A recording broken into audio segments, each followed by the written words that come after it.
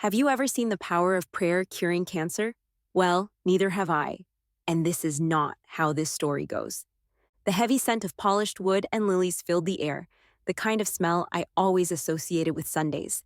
I stood near the front pew, holding a stack of hymnals so tall it almost covered my face. My hands felt clammy from the weight, but I knew better than to complain. Complaining wasn't an option in our household. It wasn't what a good daughter of the faith would do. Sarah, straighten those hymnals properly, my mother Miriam called out from the altar where she was arranging flowers. Her tone was gentle, but her eyes told me she meant business. Yes, Mom, I answered, trying to sound as obedient as possible. Our church wasn't just a place of worship, it was the heart of my family's identity. Every detail, from the intricately carved pulpit to the velvet-lined pews, spoke of my parents' dedication. My father, Pastor Elijah, was pacing near the organ, practicing his sermon for the day. His booming voice echoed off the stained glass windows, where images of saints and miracles seemed to glow in the morning light. Elijah, keep it brief today, my mother reminded him, fussing over a crooked candle. We need to finish early for the council meeting. God's message can't be rushed, Miriam, he replied, not looking up. I sighed quietly, stacking the hymnals neatly on the last pew. This was my world, one where everything revolved around faith and appearances. My parents were the kind of people who commanded attention and respect, but they left little room for anything outside the church. Our lives were rigidly structured, and there was a list of unspoken rules I had learned by heart. No television, no secular music, and no friends who didn't attend our services. It wasn't that I hated church or even disliked helping. I just couldn't shake the feeling that there was so much more out there. Once I'd seen a flyer for a school science fair, bright colors and smiling kids experimenting with rockets and volcano models. For weeks, I'd secretly imagined myself standing at one of those tables, explaining my project with excitement. But when my teacher sent the flyer home, my mother dismissed it instantly. Science fairs are distractions, Sarah. You don't need to be filling your head with worldly nonsense, she'd said, tossing the flyer into the trash. That same flyer had caught my eye again this morning, crumpled and stained with coffee grounds. I couldn't stop myself from glancing at it as I passed the trash can in the church office. It felt like it was mocking me, daring me to dream of something that wasn't allowed. Sarah, what are you doing just standing there? My father's voice jolted me from my thoughts. The congregation will be here soon. Go and make sure the hymnals are ready. Yes, Dad, I said quickly, forcing a smile and pushing the longing from my mind. As the first few parishioners trickled in, I pasted on my practiced Sunday face. This was my life, after all. For now.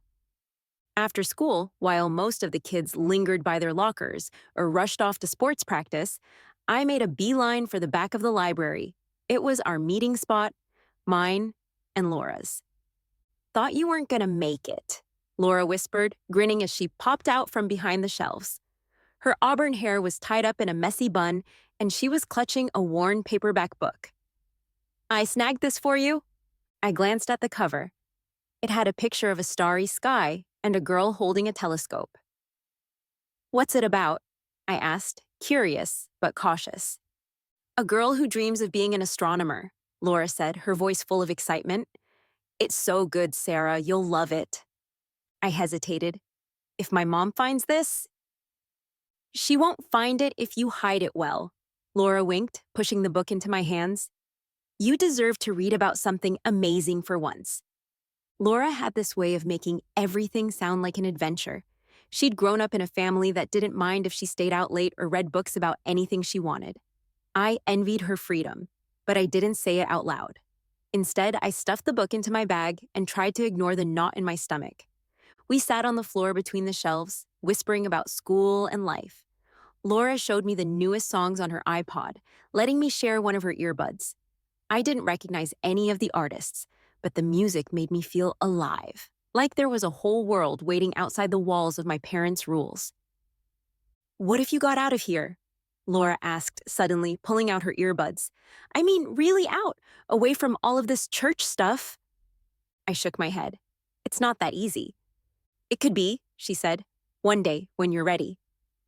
Her words stuck with me, even as I rushed home, heart pounding at the thought of being late. By the time I got through the front door, I'd hidden the book deep in my school bag. Sarah, what took you so long? Mom called from the kitchen. Library project, I mumbled, heading to my room. I thought I was in the clear until later that evening, when I came back from brushing my teeth and found my mom holding the book. What is this? Her voice was sharp, her eyes hard. It's just a story, I said, my heart racing. This is how corruption starts, she snapped. Who gave this to you? I clamped my mouth shut. Was it that girl, Laura? I told you to stay away from her. My dad's voice boomed from the hallway as he stepped in. She's filling your head with dangerous ideas. I wanted to defend Laura, but I knew better. They confiscated the book, and my dad grounded me indefinitely. But as I sat alone in my room, staring at the empty space where the book had been, I made a silent promise to Laura. Our friendship wasn't over, not by a long shot. Growing up in my house felt like living inside a cathedral. Everything was polished, pristine, and just a little too perfect. Our family home sat next to the church, both grand buildings that seemed to stretch into the heavens. Stained glass windows cast shimmering rainbows on the walls, and the scent of fresh flowers always lingered in the air. This is your legacy, my dad, Pastor Elijah, would remind me, gesturing at the church's towering steeple. One day you'll stand where I stand and guide the congregation. I'd nod as I always did, but the idea filled me with a quiet dread I couldn't put into words. I didn't feel like a leader, let alone someone who could bear the weight of an entire congregation's faith. At dinner, our family conversations always revolved around the church. The new sound system came in today, my dad said, carving into his steak. The choir's fundraiser covered most of it, but we'll top up the rest from the building fund. That's wonderful, Mom said, smiling. She turned to me. Sarah, I hope you were paying attention to Mrs. Granger during Sunday school. One day, it'll be your job to organize the children's ministry. Sure, Mom, I mumbled, pushing the peas around my plate. Your enthusiasm is overwhelming, Dad said, his tone sharp. This church is what keeps our family together. Everything we have is because of God's blessings. And because of you, Mom added, her voice warm. You're our miracle child. They always said that. Miracle child. It made me feel like I owed them something, like my very existence came with strings attached. After dinner, I retreated to my room, but even there, I couldn't escape the weight of their expectations. My desk was cluttered with Bible study materials and church planning notes Mom had given me. Sometimes I wondered what it would be like to live in a house where the walls weren't covered with scripture quotes or framed photos of mission trips. One evening, after I mentioned feeling tired, Mom decided it was time for a spiritual cleansing. She led me into the living room, where Dad was already waiting, holding a small vial of anointing oil. Candles flickered on the mantel, casting shadows that made the room feel more ominous than comforting. Sarah, you've been letting outside influences weaken your spirit, Mom said, her hands firm on my shoulders. We need to purify your soul. I wanted to tell her I was just tired because I'd stayed up too late studying for a math test, but I didn't dare interrupt her. Dad began reciting a prayer, his voice low and commanding. Mom rubbed the oil onto my forehead, murmuring about healing and divine intervention. As they prayed, I stood there silently, feeling more like an object to be fixed than a person. My skin prickled with discomfort, but I kept my eyes closed, waiting for it to end. When it was over, Mom kissed my forehead. You'll feel better now, she said, smiling. God will take care of everything. That was the thing. They believed that prayer could solve anything. To them, faith wasn't just a comfort. It was the only solution to every problem. And as much as I wanted to believe, deep down, I wasn't so sure. And years passed like that. In the quiet of my room that night, I opened my window and let the cool breeze brush against my face. Somewhere out there was a world where people didn't have to earn love by being perfect. I just wasn't sure how to find it. I'd always prided myself on being strong, even when life felt like a constant balancing act. Between college classes and the church responsibilities my parents heaped onto me, I rarely had a moment to breathe. But that Sunday morning, something felt off. My legs trembled as I stood with the choir, my voice weaker than usual. I told myself it was just exhaustion. I'd been up late preparing the youth group's lesson plans. But then everything went dark. When I woke up, I was in a sterile white room with the faint scent of disinfectant. My mom was pacing near the window, her hands clasped tightly together, while my dad sat stiffly in a chair, his Bible open on his lap. Their faces, usually composed and confident, looked pale and strained.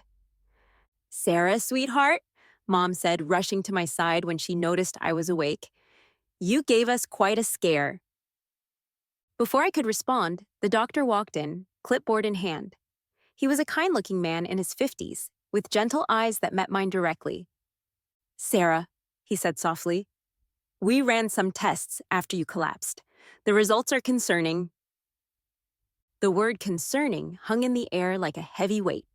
My mouth felt dry as I asked, "What's wrong with me?" The doctor hesitated, glancing at my parents. "You have leukemia. It's a type of blood cancer. The good news is that it's treatable, especially if we start treatment immediately." The room spun. Cancer. The word echoed in my mind, unreal and terrifying. My chest tightened, and I struggled to catch my breath. "What kind of treatment?" my dad asked, his voice steady but with an edge of something I couldn't quite place. "Chemotherapy," the doctor explained. "Possibly radiation, depending on how she responds." The air seemed to grow heavier as the doctor detailed the treatment plan, but I barely heard him. All I could think was, am I going to die? "No," Mom said suddenly, cutting him off. Her voice was sharp, almost angry. "That won't be necessary." The doctor blinked in confusion. "Mrs. Walker, this is a serious condition. Without treatment—" "We'll handle this through prayer," my dad interrupted. "God will heal her. He has always provided for our family, and he will provide now." My stomach dropped. "Dad, Mom, what are you talking about? I need treatment." Mom knelt beside me, her hands gripping mine tightly. "Sweetheart, you have to trust in God's plan. Modern medicine isn't part of our faith. The Lord will heal you if you have enough faith." The doctor looked alarmed. "Mr. and Mrs. Walker, I strongly advise you to reconsider. Without treatment—" "We appreciate your concern, doctor," my dad said, his tone final. "But this is a matter of faith." Tears stung my eyes. My parents' belief, unwavering and absolute, suddenly felt suffocating. I wanted to scream, to beg them to see reason, but I knew it wouldn't matter. Their minds were made up, and for the first time in my life, I realized how alone I truly was. I spent the next few days in a fog, my body weaker than ever. Every step felt like a monumental effort, and my head spun constantly. Yet, all around me, life in the church went on as if nothing had changed. My parents acted like I was recovering from a cold, not battling something that could kill me. "Mom," I said one evening, as she prepared dinner in the spacious kitchen. The smell of roasted vegetables and herbs filled the air, but I couldn't muster an appetite. "We need to talk." She glanced at me, her face serene as ever. "Of course, sweetheart. What's on your mind?" I hesitated, unsure how to start. Finally, I just said it. "I need treatment, Mom. I'm getting worse. I can feel it." Her hands paused mid-chop, the knife hovering over the cutting board. "Sarah, we've been through this. The Lord is with us. You have nothing to fear." "But I do fear," I said, my voice shaking. "I'm scared, Mom. I don't want to die." She set the knife down and walked over, placing her hands on my shoulders. "You're not going to die, Sarah. God doesn't give us more than we can handle. This is a test of faith." Tears welled up in my eyes. "Mom, this isn't about faith. It's science. There's a treatment that could save my life, but you won't even consider it." Her expression hardened, and the warmth in her voice turned cold. "You need to trust him, Sarah. Medicine can't heal your soul. Only God can do that." I pulled away, my frustration boiling over.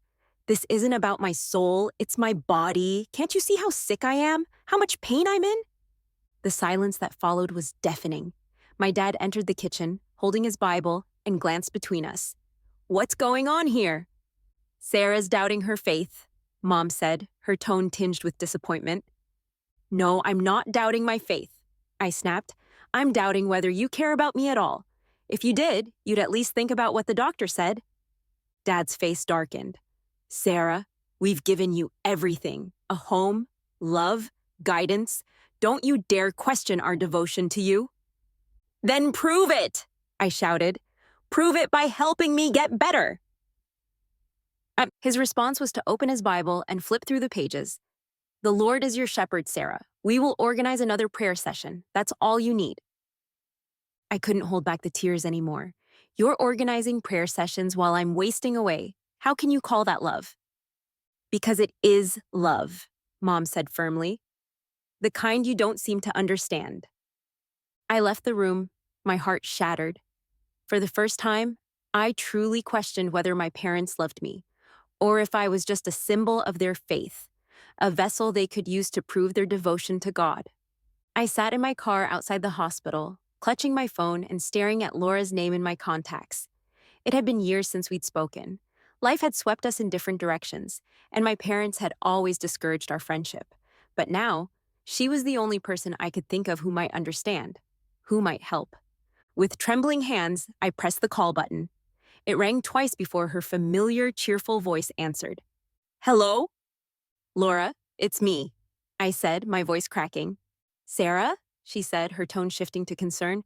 Oh my God, it's been forever. Are you okay? I broke down, the words tumbling out.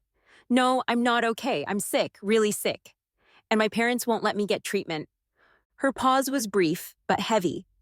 Where are you right now?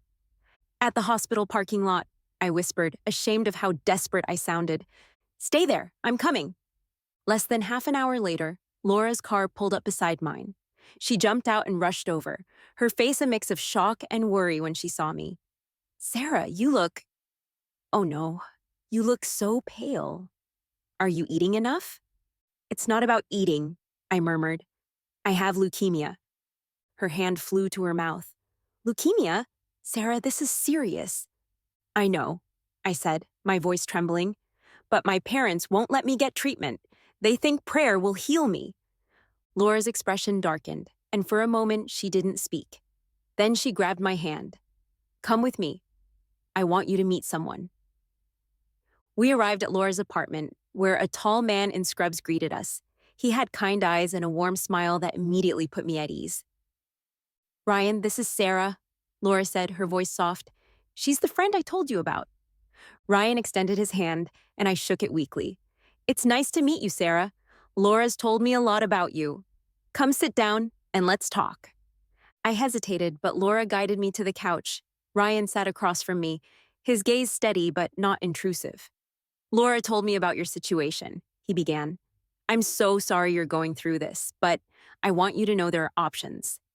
What kind of options? I asked, my voice barely above a whisper. First, we need to get you started on treatment, he said. You don't have time to wait. I'll oversee everything personally. But I can't afford it, I said, panic creeping into my voice. My parents control everything, and they'd never allow it. That's where I come in, Laura said, her tone determined. I'll set up a crowdfunding campaign. We'll use an alias so your parents don't find out. People will help Sarah. They always do. I stared at them, tears welling up in my eyes. You'd do that for me? Of course, Laura said firmly. You're not alone in this. Over the next few days, Laura set up the campaign while Ryan arranged for my first treatment session. The campaign took off almost immediately, with hundreds of donations pouring in. Reading the messages of support from strangers was surreal and heartwarming. For the first time in weeks, I felt a glimmer of hope. The first treatment session was tough. I was exhausted, nauseous, and overwhelmed, but Ryan and Laura stayed by my side the entire time. Their kindness and encouragement were a lifeline. Sarah, Ryan said after the session, I know this is hard, but you're doing great. Just take it one day at a time. Thank you, I whispered, for everything. You don't need to thank us, Laura said, squeezing my hand. You do the same for me. Looking at her, I realized she was right. And for the first time in a long time, I believed I might have a future worth fighting for. I sat in my room, staring at the church's weekly bulletin that I'd grabbed on my way out earlier. The cover boasted another outreach program scheduled for tomorrow. Perfect. It was the perfect excuse. Again, my alarm buzzed, jolting me back to the moment. Tomorrow wasn't about church, it was about my next chemo session. The thought made my stomach churn, though I wasn't sure if it was from fear or the lingering nausea from last week's treatment. I tucked the bulletin into my bag and lay down, praying I could keep this secret just a little longer. The next morning, I left the house early, telling my mom I was helping set up for the program. She nodded absent-mindedly, flipping through a church ledger. "Pray hard, Sarah," she said. "You'll feel better if you open your heart to God." I swallowed the lump in my throat. "I will," I lied, stepping out the door. Ryan met me at the clinic, clipboard in hand, his usual warm smile firmly in place. "Ready for today?" he asked. "Ready as I'll ever be," I said with a weak smile. The truth was, I wasn't sure I'd ever be ready. Each session left me feeling like my body was betraying me in new, cruel ways. But the alternative, leaving my life in my parents' hands, wasn't an option. The nurses were kind as always, but the process was grueling. The IV line felt like a lifeline and a curse, dripping the chemo into my veins as I fought back tears. Ryan stayed nearby, checking on me every few minutes. "You're stronger than you think," he said during a particularly tough moment. "Doesn't feel like it," I muttered, leaning my head back against the chair. Ryan's expression softened. "Strength isn't about not feeling weak. It's about showing up, even when you feel like you can't." By the time Laura drove me home, my body ached, and every fiber of me felt drained. I glanced in the mirror, wincing at the paleness of my face and the dark circles under my eyes. It was getting harder to hide this. "Are you okay to go inside?" Laura asked. I nodded. "I'll manage. Thanks for today." She hesitated. "Call me if you need anything, okay?" I managed a faint smile. "Always." At home, my mom's suspicious gaze followed me as I walked through the door. "Where have you been all day?" "The outreach program," I said, keeping my tone casual. "We visited the senior center downtown." She frowned, glancing at my disheveled appearance. "You look terrible, Sarah.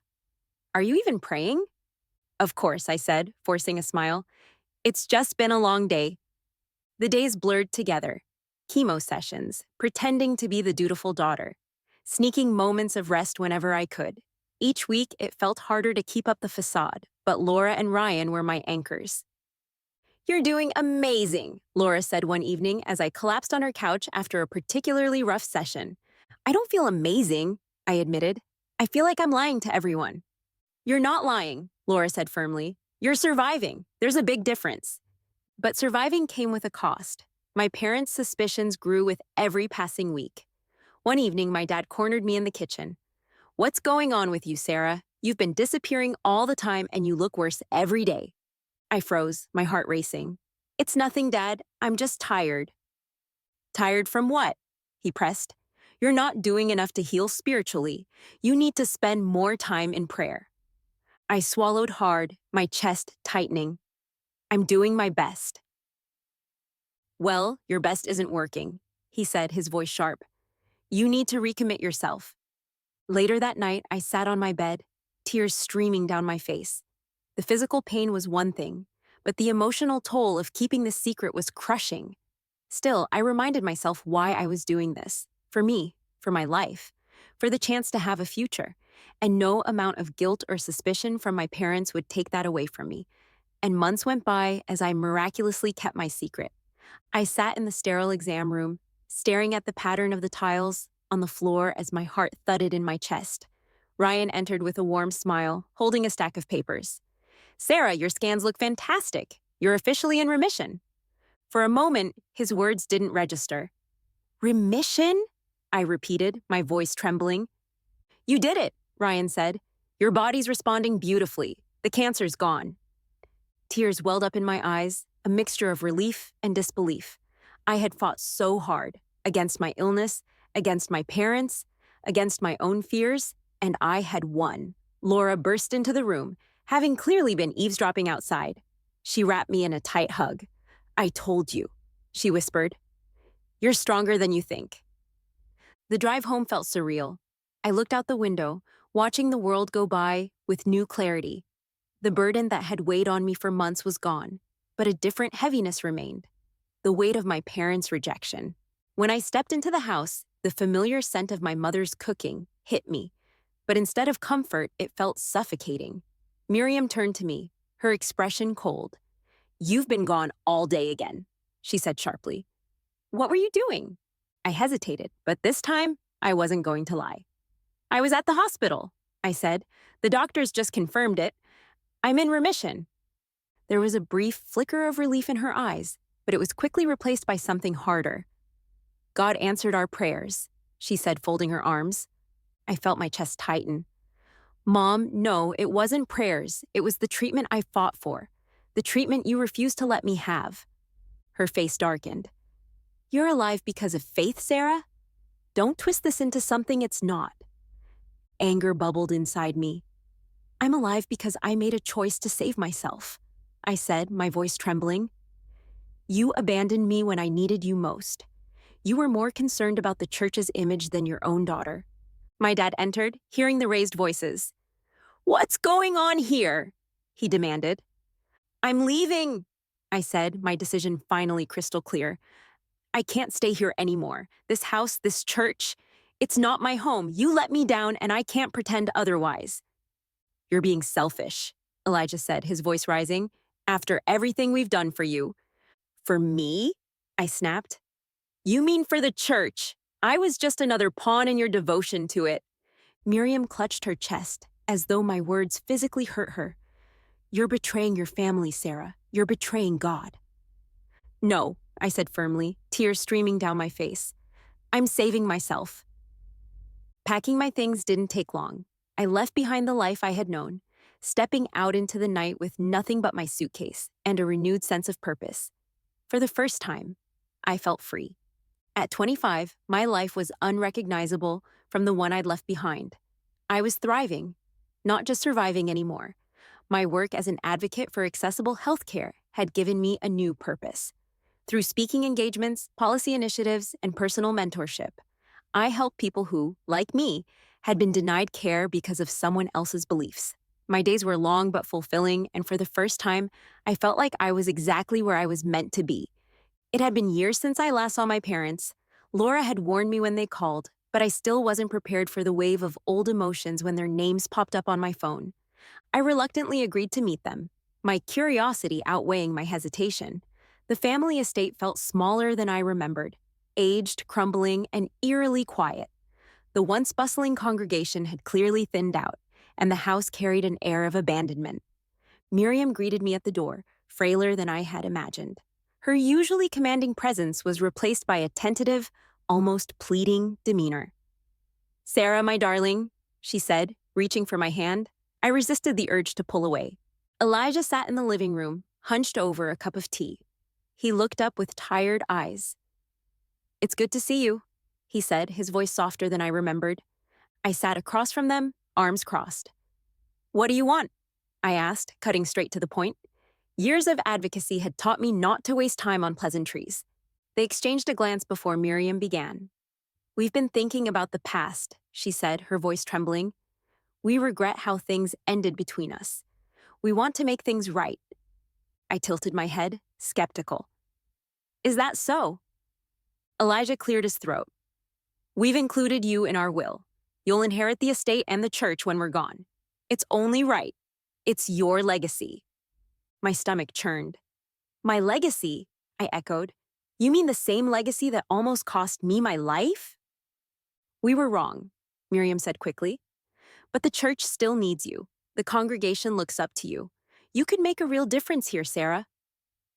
I stared at them, my mind racing. Their words weren't apologies, they were tactics. The congregation had dwindled, the estate was falling apart, and their influence was slipping. They didn't want me back because they cared. They wanted me because I was their last shot at salvaging what they had built. I stood up, the chair scraping loudly against the floor. "You think I don't see through this?" I said, my voice steady. "You don't want me. You want someone to clean up your mess." "Sarah, please," Miriam said, her tone desperate. "We've forgiven you for leaving. Why can't you forgive us?" I laughed bitterly. "Forgiven me? For choosing to live? For saving myself when you refused to?" Elijah tried to interject, but I didn't let him. "I don't need your forgiveness. I don't need anything from you." I pulled a sealed envelope from my bag and placed it on the table. "This is my answer. I said. I don't want your will, your money, or your church. You can keep it. Miriam began to cry, but I felt nothing but relief as I turned and walked out the door. Outside, I took a deep breath of the crisp evening air.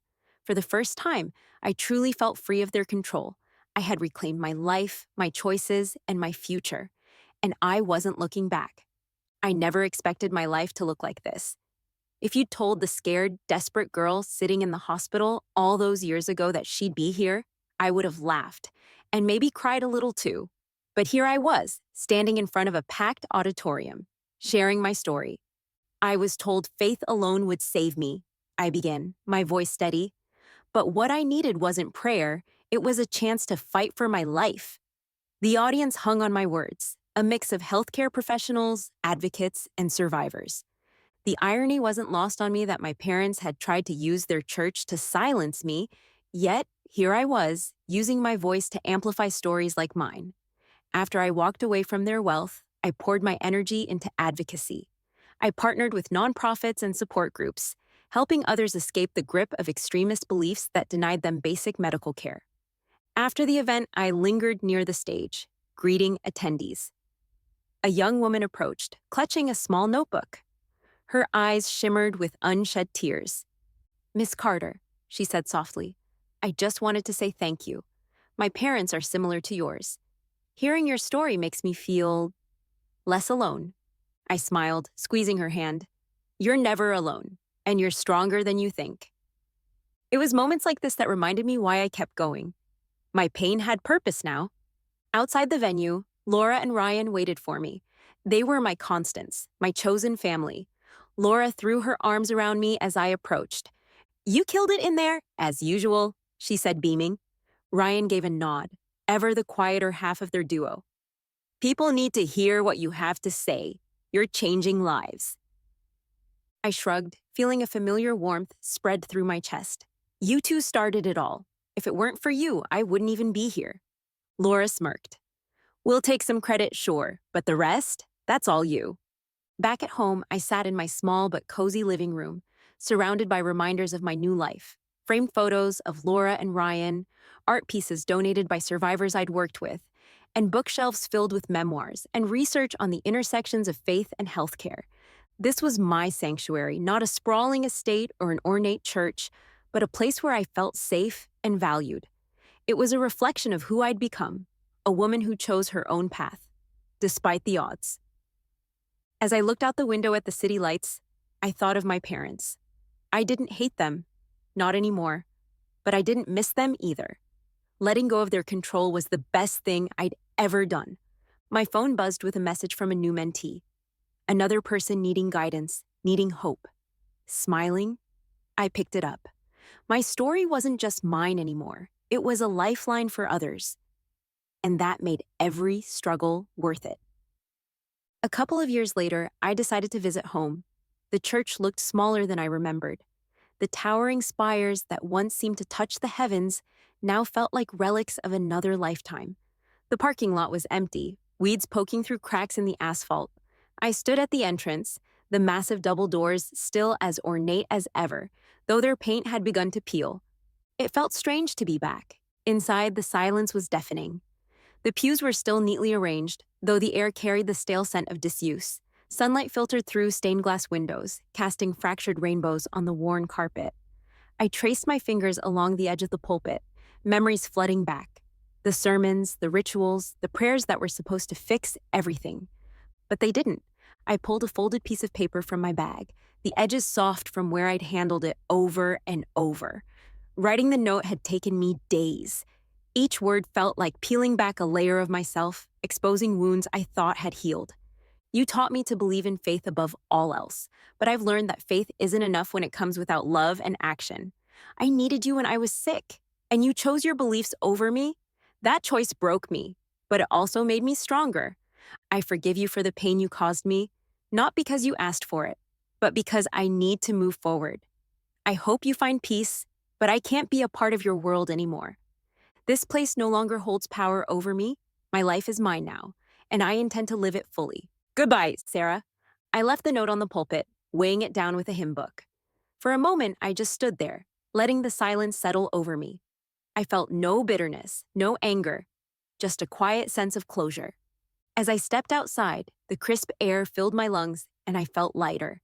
I glanced back at the church one last time, the building that had once defined my existence. It was just bricks and mortar now, a hollow shell of what I used to believe in. The world ahead felt full of possibilities. My phone buzzed in my pocket, a message from Laura reminding me about dinner plans. Smiling, I started walking toward the bus stop, the weight of the past lifting with every step. For the first time in my life, I was truly free.